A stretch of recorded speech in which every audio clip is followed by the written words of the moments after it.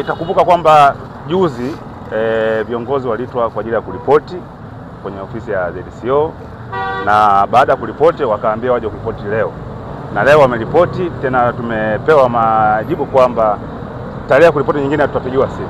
Hicho ndio kile leo.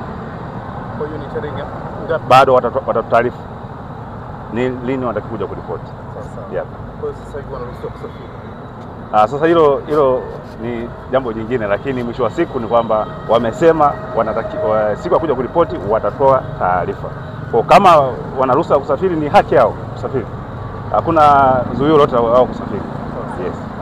Mheshimiwa Heche, swali moja la msingi. Baadhi ya wanachama wa Chadema wameripotiwa kwamba wameondoka ndani ya nchi. Labda idadi yao unafahamu, labda na hili mnalifahamu kama chama? No, hatujafahamu.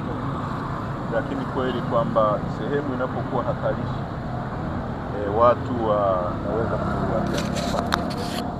Na hata wakina Mandela walikimbia wakati makaburu wananani. Sio sifa nzuri kwa nchi yetu, kwa sababu hii ndio nchi iliyokuwa kimbilio ya Wanamibia, wa Afrika Kusini, watu wa Zimbabwe wakati wanaumizwa kule na wazungu.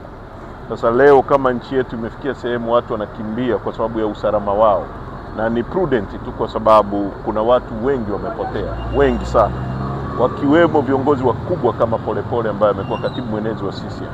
Sasa hili sio jambo dogo.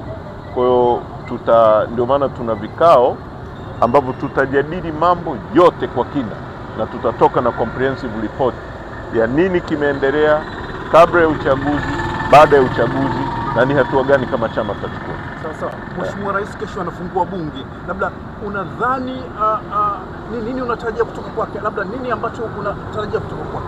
As far as we know, na sisi msimamo wetu inatosha hiyo tuliyosema kwa leo. Ushasha maikeni.